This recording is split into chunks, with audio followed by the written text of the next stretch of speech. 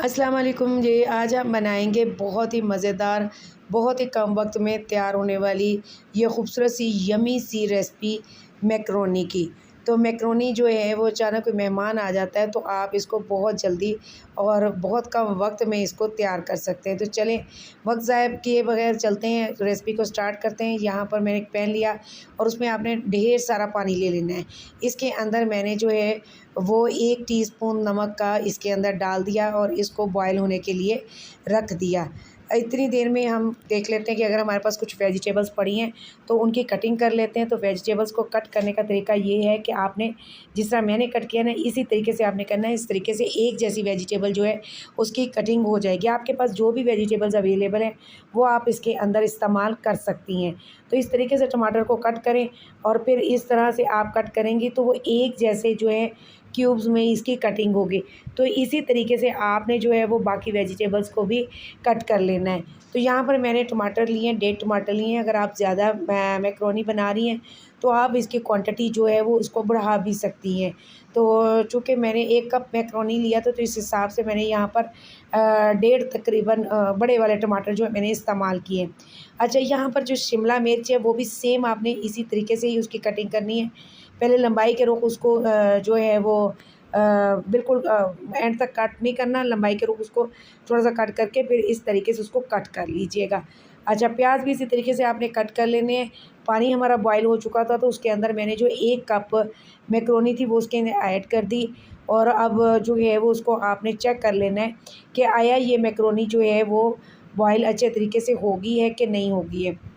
تو اس کو چیک کرنے کا طریقہ کیا ہوتا ہے کہ آپ اس کو چھری کی مدد سے جو ہے وہ کٹ کر لیں۔ تو اس کی مدد سے چھری سے کٹ کریں گی تو وہ آپ کو اندازہ بخوبی ہو جائے گا کہ آپ کی میکرونی جو ہے وہ گل گئی ہے کہ نہیں گل گئی ہے۔ تو اس کے بعد آپ نے اس کو ٹھنڈے پانی سے دھو لینا ہے اور خشک کر کے آپ نے اس کو باؤل میں ڈال دینا ہے اور جو ویجیٹیبلز آپ نے کٹ کی تھی وہ آپ نے اس کے اندر ایڈ کر دینی ہے۔ تو میں نے یہاں پر ٹماٹر ایڈ کر دیا ہے، اب شملہ مرچ ایڈ کر دوں گی اور اس کے بعد جو ہے جناب میں نے پیاز جو چھوٹا چھوٹا کاٹا تھا، اگر کھیرے آپ کے پاس اویلیبل ہیں آلو بوائل کر کے وہ بھی آپ اس کے اندر ایڈ کر سکتے ہیں۔ تو پیاز کی کوانٹٹی میں نے یہاں پہ تھوڑی رکھی ہے، تو باقی ٹماٹر اور شملہ مرچ میں نے 1 رکھی ہے اور کٹنگ کرتے وقت شملہ مرچ کی سیڈ جو ہے وہ نکال دیجیے گا۔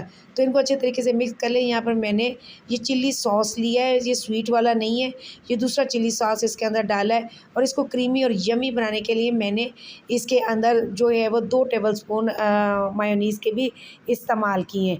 تو ان کو اچھے طریقے سے آپ مکس کر لیں اور اس کے اندر صرف جناب جو مسالہ جات جائیں گے ان میں 1 ٹی اسپون نمک کا ایڈ کر دیں اور 1 ٹی اسپون جو ہے وہ کالی مرچ کا ایڈ کر دیں اور 1 ٹی اسپون ہی وہ دردری کٹی ہوئی لال مرچ جو ہوتی ہے اس کا ایڈ کر دیں اور اس کے بعد ان کو اچھے طریقے سے آپ نے جو ہے وہ مکس کر لینا ہے۔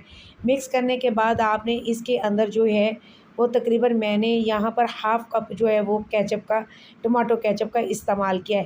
اس کی وجہ سے فلیور بہت ہی مزے کا اور بہت ہی ٹیسٹی اور یمی سا فلیور اس کا آنے والا ہے۔ تو اس طریقے سے آپ اس کو جو ہے وہ ریڈی کر سکتی ہیں۔ تو یقین کیجئے کہ یہ بہت کم وقت میں یہ ریسپی تیار ہوتی ہے اور کھانے میں تو بہت مزیدار اور بہت لذیذ ہے۔ تو اچانک اگر آپ کے گھر گیسٹ آ جاتے ہیں تو آپ جلدی سے یہ ریسپی تیار کر کے ان کو سرو کر سکتی ہیں۔ اور اس کے بعد آپ نے اس کو مکس کرنے کے بعد اس کو پلیٹ میں نکالیں اور اوپر سے گارنش کے لیے آپ سبز دھنیا کے پتوں کے ساتھ اس کو گارنش کر لیے۔ زبردست ریسپی تیار ہو چکی ہے۔ اگر آپ کو میری ریسپی پسند آئی ہے تو لائک اور شیئر کرنا مت بھولیے گا اور چینل کو سبسکرائب کیجیے گا۔ مجھے فیڈ بیک دیجیے گا کہ ریسپی کیسی لگی ہے۔ دعاؤں میں یاد رکھیے گا۔ اللہ حافظ۔